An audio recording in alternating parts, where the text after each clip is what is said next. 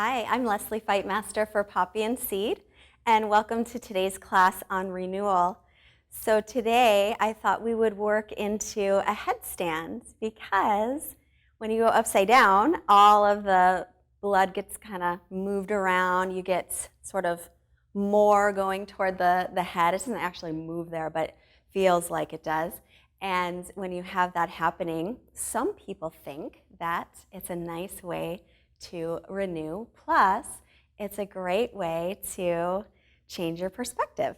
So from here, let's bring the hands together, close your eyes a moment, take a breath, and I'll invite you to set an intention for your practice today. Maybe an intention about something in your life that you would like to feel some renewal around.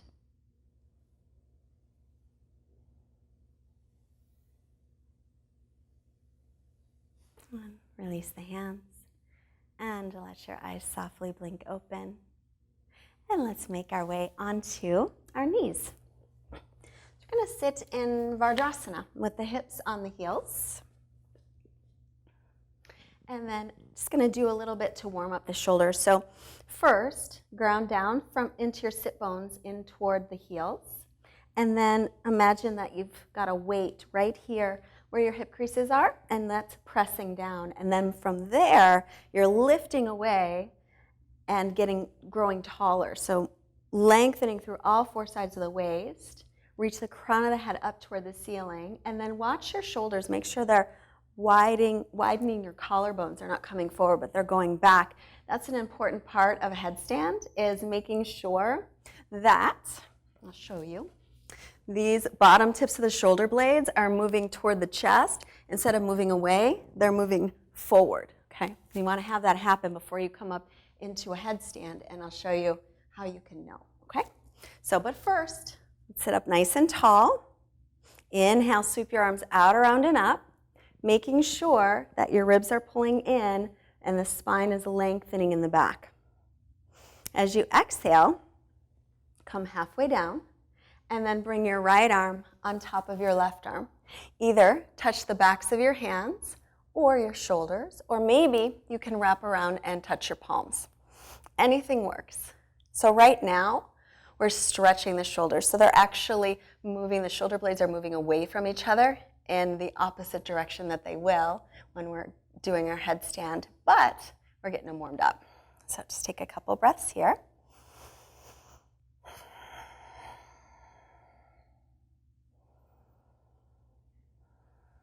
And undo that. Inhale, sweep the arms up.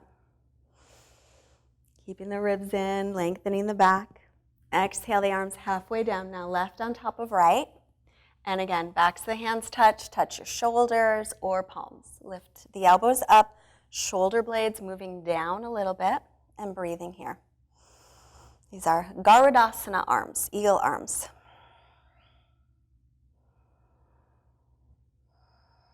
Let's take 2 more breaths. Allow any tension around your neck and your jaw to release.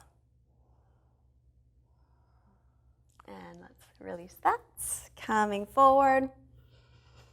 So let's bring the wrists under the shoulders and the knees under the hips. I do this one a lot because it's a great way to warm up the spine, but in this case, it's going to be a great way to feel our shoulder blades moving in toward each other and toward the chest. So on your inhale, pull your belly in, bring your chest forward through the gates of the arms. So now the chest is coming forward. There's a little arch in the low back, but not too much. Try to bring the arch in the upper back. And then exhale, go the opposite direction. And again, inhale, bring the chest forward, move the shoulder blades toward your waist. Exhale, round. And once more, inhale. Chest forward, widen the collarbones. Exhale, round the back. And then come to neutral. Walk your hands forward about a handprint. Tuck the toes, make your way into downward facing dog. And then for this first one, just bicycle the legs. Bend one knee and the other. Just allowing yourself to settle into your down dog. Just slowly settling in. Now, start to come into your downward facing dog. Notice if you can bring your chest back toward your thighs. Maybe you can. Maybe your upper back is a little bit rounded in this one. If you find that your upper back is a little bit rounded in this one, that is an indicator that we're not going to have you go up into a headstand today. Okay, so that's one indicator. So, see if you can bend the knees, get your belly toward the thighs, stretch your chest back toward the thighs, and then start to reach the heels down. We want to make sure that your outer upper arms, your triceps are wrapping back. Your biceps are spinning forward. And ideally, you're getting as much length through the spine as you can, reaching the heels toward the floor, though they don't have to touch. And then inhale, come forward into plank. So this is another way we can know whether or not we're ready to go upside down. If you're in plank pose and your lower back is drooping down and you can't keep it lifted, probably not ready to go upside down yet, because we need the core muscles to be able to go into a headstand. But you are welcome to put your knees down if you need to, and especially if your back is arching. We'll put the knees down. Okay.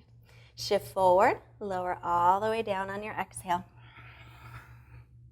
Untuck the toes, inhale for cobra, peel the chest up, pull your hands toward your heels. Pick up your belly a little bit.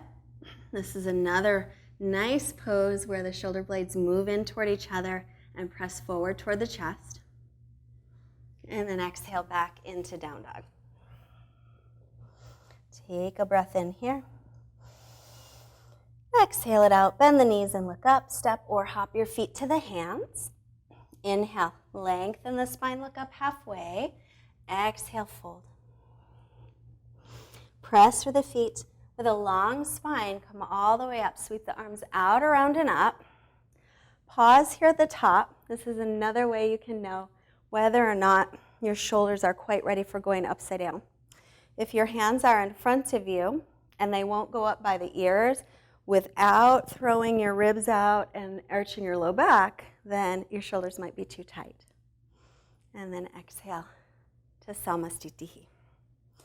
So it's also really important to find our Tadasana here, because basically, if I take my hands like I would for a headstand and I do this, I'm in a headstand. This is what it looks like upside down. Ideally, it looks just like this when I'm upside down. Doesn't look like this. Doesn't look, you get it. So anyway, we're going to stand up nice and tall. Make sure that the feet are pressing down evenly. The inner thighs will spin back. The tailbone will reach toward the heels. Same as when you're upside down, except that your tailbone will reach up toward your heels. Lift your belly. Pull your ribs in. Widen the collarbones. And again, these shoulder blades are going to move in toward each other and forward toward the chest to widen the collarbones. And that's our Tadasana. And we want to be just like this in our headstand. So we'll do a little bit of warm-up with Surya Namaskara A. Inhale the arms up. Watch those ribs. Pull them in. Exhale, fold. Inhale, halfway up. Exhale, bend the knees, plant the palms, step into plank. So again, a nice plank without letting your belly drop down. Shift forward, chaturanga. Knees can be up or down. Inhale, either little cobra or up dog. Thighs and knees off the floor and up dog. Exhale, down dog. Couple breaths here.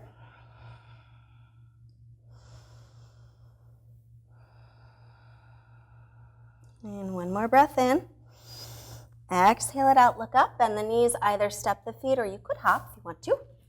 Inhale, lengthen. Exhale, fold, bend the knees as needed. Press through the feet, rise up, inhaling, stretch up. And exhale, Samastitihi. One more time, this time I'm gonna jump back. I'm gonna land with my elbows bent in chaturanga. Not straight arms, bent arms. Belly lifts so that the low back doesn't arch. You don't have to jump, but if you do, bend those elbows. Inhale the arms up. Exhale, fold. Inhale halfway. Exhale, chaturanga, step or float. Inhale, press up. And exhale back. Adding on, right leg up, inhale. Exhale, step it right in the middle of the hands, back foot flat. Inhale for warrior two. Make sure you're lined up front heel and back arch. Knees over the ankle. This back leg is pressing straight back and the inner thighs lifting, and then swarm the shoulders again. So interlace the fingers, or you can hook your thumbs. Inhale, open up the chest. Exhale, coming forward. Right shoulder toward the right knee, any amount. Let your head hang down for a moment. Keep pressing through the outer edge of the back foot. And then come on up on your inhale. Arms out on the exhale. Reverse on the inhale. Bend the front knee. Inhale up. Exhale, windmill the arms down and step back through chaturanga. Inhale. And exhale back. Left leg up, inhale. Exhale, step it right in the middle of the hands. Spin the back heel flat so you're lined up heel to arch. Come on up on your inhale. Double check to make sure you're lined up. Knees over the ankle. Gaze over your fingertips. Your front hip's moving down, back thigh moves back. And then we'll interlace the fingers behind the back. Other pinky on top. Inhale, open the chest, or other thumb on top if you're hooking thumbs. Exhale, come forward. Let your head hang down. Press through the outer edge of the back foot. Keep weight in the back leg because you're shifting your weight forward. So we want to ground down through the back leg as much as you can. And inhale, come on up. Exhale the arms out. Reverse your warrior. Drop the right arm. Bend the left knee. Inhale, back up. Exhale, windmill the arms down and step back through chaturanga. Inhale to press up and exhale back.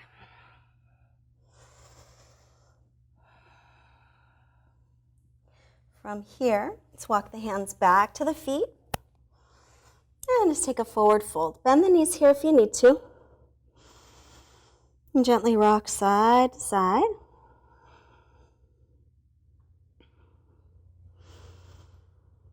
Just a couple breaths. Make sure your inhales and your exhales are equal in length. If they're not, take a child's pose and rest for a little bit.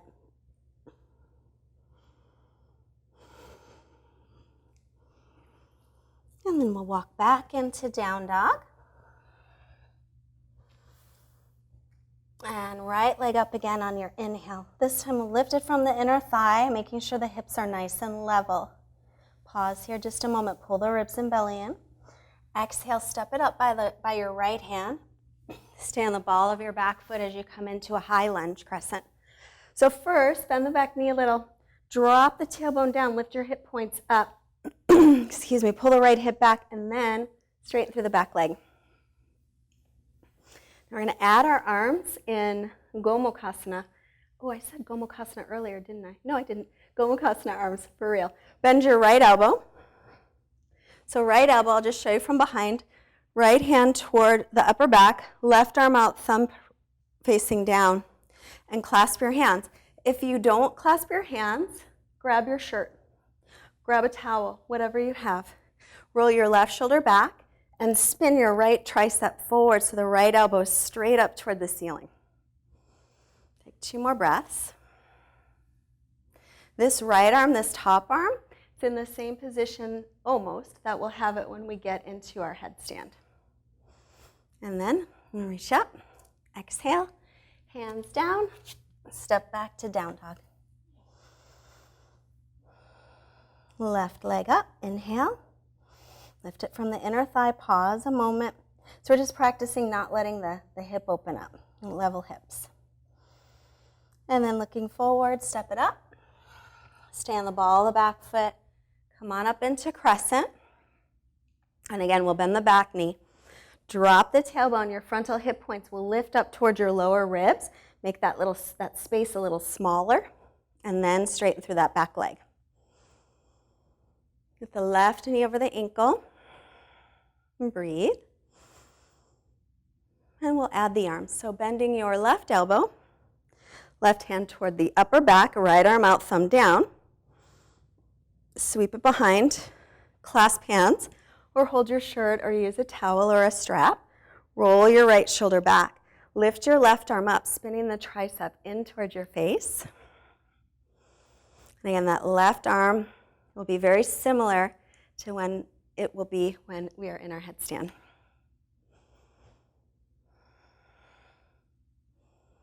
Inhale the arms up.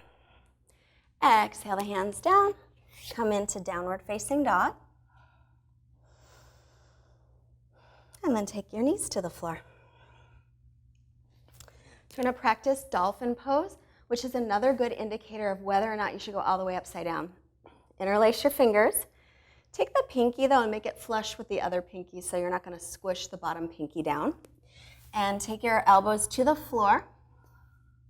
Make sure your elbows are lined up right under your shoulders. Then, tuck your toes under and lift your knees and press up and back like you would for a down dog, except you're on your forearms instead of your hands. Now, just like in down dog, if that upper back is a little bit rounded and you can't get the shoulder blades to move back in toward the chest, then it's better to not go upside down in a headstand yet. You can stay in the prep pose, which I'll show you in a moment. Take one more breath here. And take the knees down to rest. So we'll do that one more time in a moment. But we'll add dolphin plank, and that'll get our core woken up and ready to go into a headstand. Setting up again. Elbows no wider than the shoulders. Tuck the toes, lift up and back into dolphin, just like before. Only this time, step back about a foot and inhale to come into dolphin plank. Now we'll step the feet together and just gently squeeze the outer hips and inner thighs. Pull your belly in. Don't let the head drop down. Reach the crown of the head forward. 3, 2, and 1. Walk the feet back in, hips up, and then knees down to rest. Child's pose. So take a couple more breaths in your child's pose.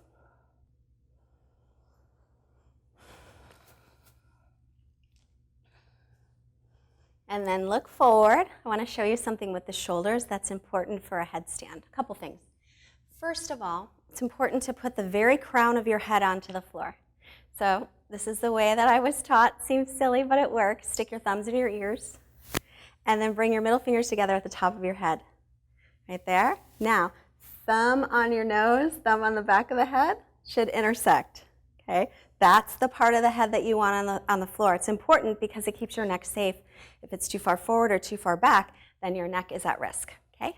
So that's the first thing. Second thing is that we only want about 30% of the weight on the head, and the rest is on the arms and the shoulders. Okay? So we don't want to put all the weight on our head. So how do we do that? That's what I'll show you next. So we'll interlace the fingers, setting up like we will for headstand. I'm just going to show you this way so that you can see my shoulders. And put the crown of my head onto the floor, tuck the toes, lift the knees. Now watch my shoulders. Right now, all the weight's on my head. Now I'm pressing down into the elbows and forearms and lifting the shoulders up away from the floor. Even so, I could just press my head right off the floor. Okay? So practice that for a moment. Interlace your fingers. Put the very crown of your head onto the floor. The back of your head will rest in the back of your hands. Then, with the crown of your head on the floor, tuck your toes and lift your knees up. So now you're in dolphin with the crown of your head on the floor. Then, see what it feels like to allow all the weight onto the crown of your head. Now, press firmly into the razor edge of your forearm, your pinky, your inner onto your elbow, and then lift the shoulders away from the floor up toward the ceiling. See if you can press down so much and lift the shoulders so much that you can get your head right off the floor. Did it work? Okay, if it did, you are ready to go upside down. So find a wall near you. This is an important part of it too, because it's hard to go upside down in headstand without a wall when you're first learning. So I'm going to slide my mat right over here to the wall. Interlace the fingers just like before. Knuckles touch the wall, crown of the head down, tuck the toes, lift the knees up. Then, without flinging myself up, I'm going to lift one leg up as high as I can. The other one will start to come off the floor, find the wall, and lift the other leg up.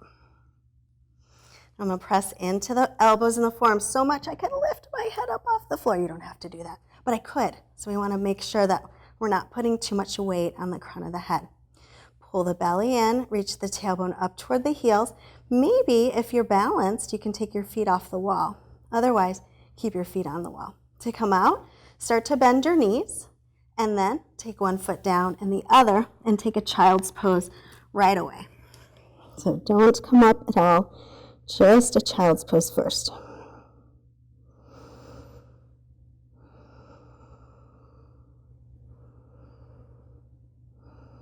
Now, let's say you went up into that and it was super easy for you and you'd like a little more of a challenge. I'm going to set up the same way, except instead of having my knuckles right up against the wall, I'm going to have about that much space. This is a good exercise for your core muscles. So tuck the toes, lift the knees. I'm going to bring my hips a little bit forward. Then I'll bend my knees, taking the feet off the floor. Then point the knees straight up to the ceiling. And then feet together, start to lift the legs up. Same thing, pressing down onto the elbows and the forearms to lift the head away from the floor gently. Can stay on, but just not too much weight. And then to come down, you'll come down the same way. So start to bend the knees, heels toward your hips. Then start to bring the knees down. See how slow you can go before you touch the floor with your legs. And then child's pose right away to rest.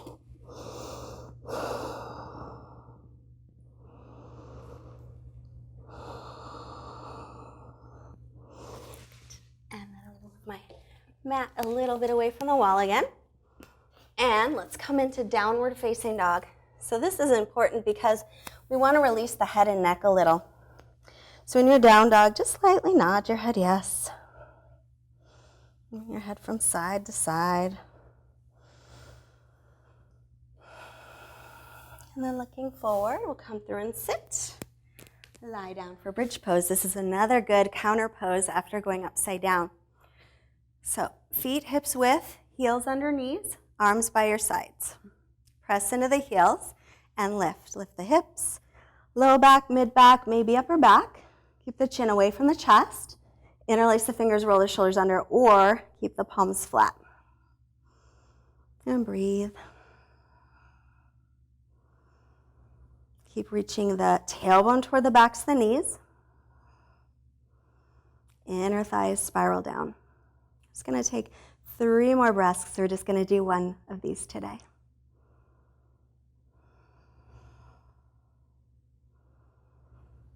And then release. And hug the knees in. Rock a little side to side. Then keep your right knee pulling in. Extend the left leg out. Take the right knee over and twist. Just a couple breaths here.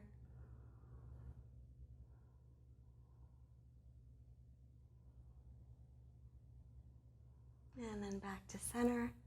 Left knee into the chest. Extend the right leg out. And twist. Get over the right side. Look over your left shoulder.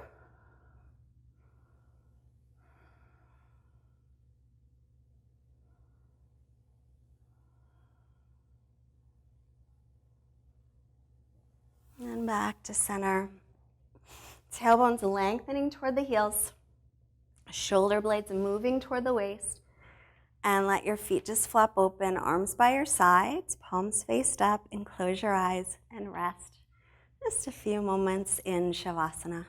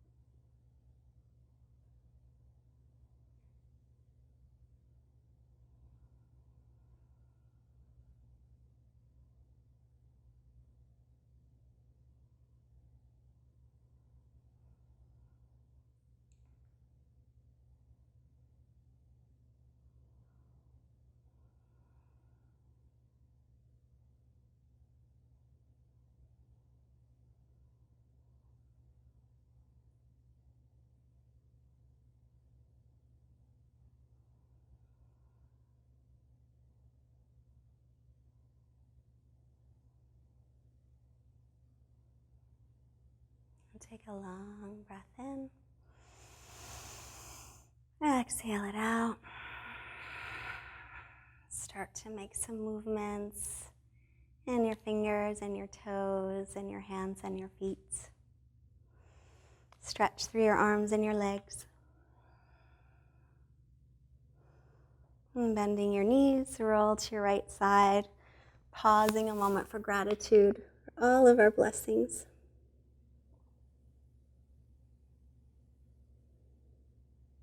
And then with your left hand, press yourself up to seated. Sit up nice and tall. Let's bring our hands together in Anjali Mudra.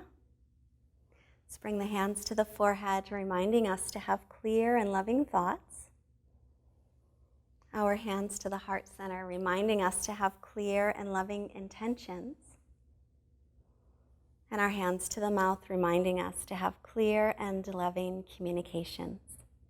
Sending out this nice positive energy we created to all beings everywhere. Namaste.